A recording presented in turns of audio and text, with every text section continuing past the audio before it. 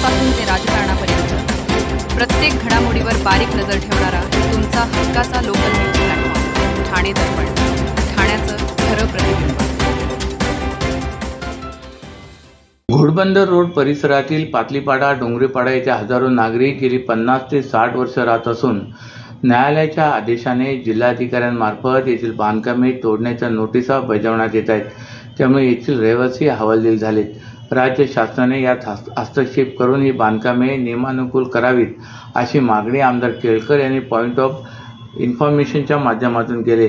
पातलीपाडा, डोंगरीपाडा येथे 5,000हून अधिक घरांमधून 15 ते 20,000 नागरिक राहत आहेत। सुमारे 60 वर्षापूर्वी वस्ती वसली असून आता त्याचा विस्तार झाला आहे। शाळा, पाणी, रस्ते, पथदिवे इत्यादी मूलभूत सुविधा या वस्तीमध्ये आहेत। हे रहिवासी कर भरत असून मतदार याद्यांमध्ये त्यांची नावे आहेत। मात्र ही वस्ती शासकीय भूखंडावर अतिक्रमण करून वसवण्यात आली असल्याची जनहित याचिका 2010 मध्ये न्यायालयात दाखल करण्यात आली होती। न्यायालयाने कारवाईचे आदेश दिल्याने या रहिवाशांना वारंवार कारवाईच्या नोटिसा बजावण्यात येत आहेत। त्यामुळे रहिवासी हवालदिल झालेत। याबाबत त्यांनी आमदार केळकर यांना निवेदन देऊन दिलासा देण्याची मागणी केली होती। त्यानुसार केळकर यांनी काल विधानसभेत हा प्रश्न उपस्थित करून बांधकामे नियमानुकूल करण्याची मागणी केली। याबाबत बोलताना केळकर यांनी विधानसभा अध्यक्षांना राज्य शासनाला अशा प्रकरणात हस्तक्षेप करण्याचा अधिकार असल्याचे सांगितले। सातत्याने कारवाईच्या नोटिसा येत असल्याने हजारो रहिवाशांची झोप उडाली। सेक्शन 51 प्रमाणे बांधकामे नियमानुकूल करून रहिवाशांना दिलासा देण्याची मागणी आमदार केळकर यांनी विधानसभेत केली। नवी मुंबई येथील खारघर भागात हिंद दी चादर या कार्यक्रमाचे आयोजन करण्यात आले असून या कार्यक्रमात देशाचे पंतप्रधान नरेंद्र मोदी उपस्थित राहणार आहेत। त्यानिमित्ताने ठाणे वाहतूक पोलिसांनी ठाणे आयुक्तालय क्षेत्रातून वाहतूक करणाऱ्या सर्वात जड अवजड माल वाहतूक करणाऱ्या वाहनांना प्रवेश बंदी लागू केले। त्यामुळे ठाणेकरांची 2 दिवस अवजड वाहतुकीतून सुटका होणार आहे। श्री गुरु तेग बहादूर साबी साहिब यांच्या 350व्या शहीदी समागम शताब्दी वर्षानिमित्ताने 28 फेब्रुवारी आणि 1 मार्च या दिवशी खारघर येथील ओवे मैदानात हिंद दी चादर या कार्यक्रमाचे आयोजन करण्यात आले। या कार्यक्रमात पंतप्रधान नरेंद्र मोदी यांच्यासह अति महत्त्वाच्या व्यक्ती उपस्थित राहणार आहेत। कार्यक्रमाच्या वेळी लाखो नागरिक देखील येण्याची शक्यता आहे। त्यामुळे वाहतूक कोंडी टाळण्यासाठी ठाणे वाहतूक पोलिसांनी जड अवजड वाहनांना प्रवेश बंदी लागू केले। त्यामुळे ठाणे भिवंडी शहरात अवजड वाहने प्रवेश करू शकणार नाहीत। वाहतूक करणाऱ्या वाहनांना गायमुख नीरा केंद्र येथे प्रवेश बंदी करणार आहेत। तसेच खारेगाव टोलनाका, कॅमन जंक्शन, पारसिक चौक, मुंब्रा भाईवळ मार्गे नवी मुंबईच्या दिशेने वाहतूक करणाऱ्या अवजड वाहनांना पारसिक चौक येथे प्रवेश बंदी असेल। तर पनवेल येथून कल्याण फाटा, शिळफाटा मार्गे महापेच्या दिशेने वाहतूक करणाऱ्या वाहनांना शिळफाटा येथे प्रवेश बंदी असेल। तर कल्याण आणि ठाणे येथून दहिसर मोरी मार्गे पनवेल नवी मुंबईच्या दिशेने वाहतूक करणाऱ्या सर्व वाहनांना दहिसर मोरी येथे प्रवेश बंदी असेल व ठाणे येथून महापे नवी मुंबईच्या दिशेने वाहतूक करणाऱ्या वाहनांना पूजा पंजाब हॉटेल येथे प्रवेशबंदी होणार आहे। तर भिवंडी येथून JNPT नवी मुंबईच्या दिशेने वाहतूक करणाऱ्या वाहनांना राजनोली नाका येथे प्रवेशबंदी असेल। ठाणे ग्रामीण भागातील सोनाळे गाव, नाशिक मार्गे नवी मुंबई JNPTच्या दिशेने वाहतूक करणाऱ्या वाहनांना बासुरी हॉटेल परिसरात प्रवेशबंदी असणार आहे। घोडबंदर रस्त्यावरील वाहतूक कोंडी आणि अन्य समस्यांबाबत विनापरवानगी निदर्शन केल्याचा ठपका ठेवत पोलिसांच्या तक्रारीनंतर जस्टिस फॉर घोडबंदर रोड फोरमच्या 12 सदस्यांच्या विरुद्ध कासारवडोली पोलीस ठाण्यात गुन्हा दाखल करण्यात आला आहे। घोडबंदर रस्त्यावरील अवजड वाहतुकीसाठी एक मार्ग तयार करून वेळ निश्चित करा, कोंडीतून घोडबंदर वासियांना दिलासा द्या या संदर्भात हातात पोस्टर घेऊन जस्टिस फॉर घोडबंदर रोड फोरमच्या सदस्यांनी विनापरवाना गायमुख चौकाटीजवळ निदर्शने केली होती। शिवाय मनाई आदेशाचे उल्लंघन केल्याचे तक्रारीत पोलिसांनी म्हटले। यावरून पोलिसांनी जस्टिस फॉर घोडबंदर रोड फोरमच्या 12 सदस्यांविरुद्ध गुन्हा दाखल केला आहे। या संदर्भात जस्टिस फॉर घोडबंदर रोडच्या सदस्यांनी आज पत्रकार परिषद घेत त्याचं स्पष्टीकरण दिले। घोडबंदर वासियांची वाहतूक कोंडीतून मुक्तता व्हावी व एकंदरीतच नागरिकांना दिलासा देण्याचे काम या आंदोलनाच्या माध्यमातून आम्ही करत आहोत। गायमुख चौपाटीजवळ केलेल्या निदर्शनामुळे कोणत्याही वाहतुकीला किंवा कोणत्याही नागरिकांना अडथळा किंवा त्रास न होता आम्ही ही निदर्शने केली, तरीसुद्धा पोलिसांनी आमच्यावर गुन्हा दाखल केला आहे। मग राजकीय नेते मंत्र्यांना काय झेंडे दाखवतात, सरकार विरोधात आंदोलने करतात, त्यांच्यावर कारवाई का करत नाही असा आरोप देखील या पदाधिकाऱ्यांनी केला आहे। तरी आम्ही आमचा लढा सुरूच ठेवणार असून आम्हाला जेलमध्ये टाकलं तरी चालेल, पण आम्ही आमचा लढा सुरूच ठेवू असा निर्धार या पदाधिकाऱ्यांनी व्यक्त केला आहे। सर्व नागरिकांना आवाहन करण्यात येत आहे की सध्या डासांमार्फत पसरणाऱ्या डेंग्यू या आजाराचा प्रसार रोखण्यासाठी प्रत्येकाने पुढील प्रमाणे कार्यवाही करावी. डेंग्यू आजार एडिस इजिप्ती हा डास चावल्याने होतो. या डासांची पैदास साचलेल्या किंवा साचवलेल्या स्वच्छ पाण्यामध्ये होते. 8 दिवसांपेक्षा जास्त दिवस पाणी उघडे व साचून राहिल्यास त्यात डास अंडी घालतात. अंड्यांच्या अळ्या तयार होऊन पुढे डास तयार होतात. यासाठी आपल्या घरातील पाणी साठे उदाहरणार्थ बॅरल्स, पिंपे, टाक्या, हौद, रांजणे इत्यादी दर आठवड्याला रिकामे करून घासून पुसून कोरडे करून पुन्हा भरावे. 1 दिवस कोरडा दिवस म्हणून पाळावा. पाणी साठ्यांना घट्ट झाकणे बसवावीत किंवा जुनी साडी, चादर, धोतर यांनी बांधून झाकून ठेवावीत, म्हणजे डास त्यात जाऊन अंडी घालणार नाहीत.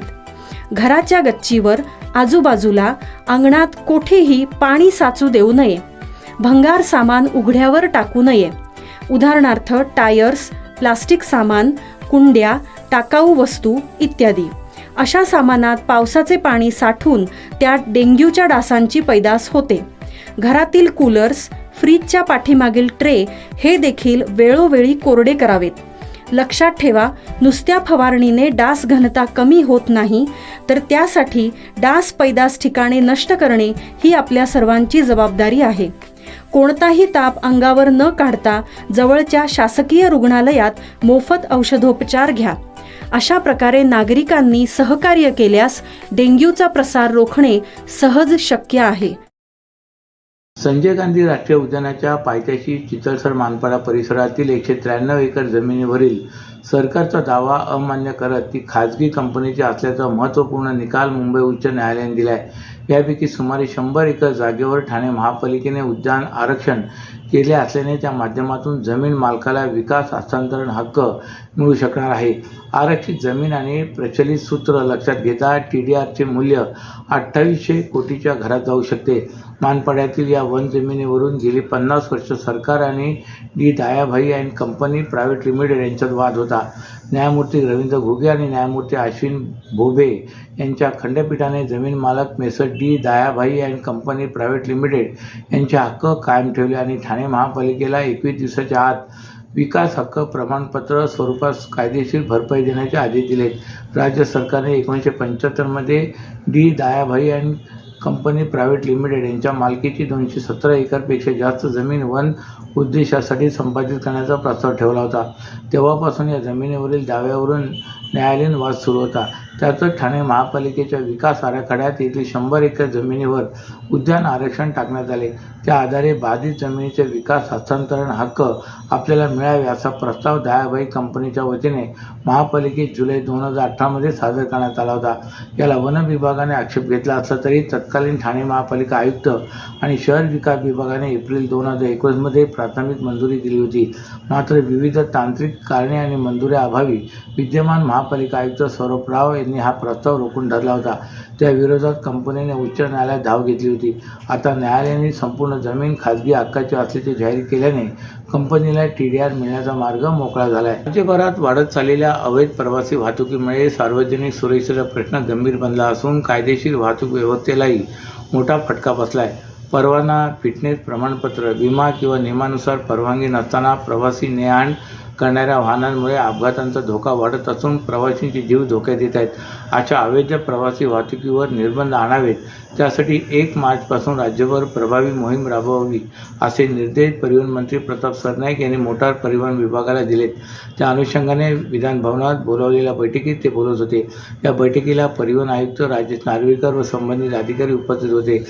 सरनाईक म्हणाले की क्षमतेपेक्षा अधिक प्रवासी घेणे आणि वाहनांची नियमित तपासणी न करणे आणि सुरक्षा विषयक नियमांकडे दुर्लक्ष करणे या प्रकारामुळे अपघातांच्या घटना वाढण्याची शक्यता अधिक असते. अशा वाहनांना वैध विमा नसल्यास अपघातानंतर प्रवाशांना नुकसान भरपाई मिळवणे कठीण होते. अनेक वेळा वाहन मालक किंवा चालक जबाबदारी टाळण्याचा प्रयत्न करतात. ज्यामुळे पीडितांना न्याय मिळण्यास विलंब होतो. तसेच अवैध वाहतुकीमुळे शासनाच्या महसुलालाही मोठे नुकसान सहन करावे लागते. नियम पाळणाऱ्या एस टी महामंडळासारख्या कायदेशीर वाहतूकदारांवर अन्यायकारक स्पर्धेचे ओझे येते. दर कपात आणि अनियमित बाजारपेठेमुळे अधिकृत सेवा आर्थिक अडचणी सापडतात. एस टी सारख्या सार्वजनिक वाहतूक व्यवस्थेतील प्रवासी संख्या घटल्याने नियोजित मार्ग व वेळापत्रकावरही त्याचा परिणाम होतो. तज्ज्ञांच्या मते अवैध प्रवासी वाहतूक ही केवळ आर्थिक प्रश्न नसून सामाजिक सुरक्षेचाही मुद्दा आहे. अशा वाहनांमुळे मानवी तस्करी, लूटमार किंवा इतर गुन्ह्यांना खतपाणी मिळू शकते. प्रवाशांची नोंद किंवा तपशील उपलब्ध नसल्याने तपास यंत्रणांना अडचणीचा सामना करावा लागतो. रस्ता सुरक्षेच्या दृष्टीने हा प्रकार धोकादायक आहे व वेग मर्यादा भंग, बेदरकार वाहन चालकता आणि नियमांचे उल्लंघन यामुळे अपघात, वाहतूक कोंडी व प्रदूषणामध्ये वाढ होते. या पार्श्वभूमीवर मोटार परिवहन विभागाने कडक अंमलबजावणी व नियमित तपासणी मोहीम आणि व्यापक जनजागृती यावर भर देणे आवश्यक असल्याचे मत मंत्री सरनाईक यांनी व्यक्त केले. अशाच नव्या आणि ताज्या बातम्यांसाठी ठाणे दर्पणच्या पेजला लाईक करा आणि फॉलो करायला विसरू नका.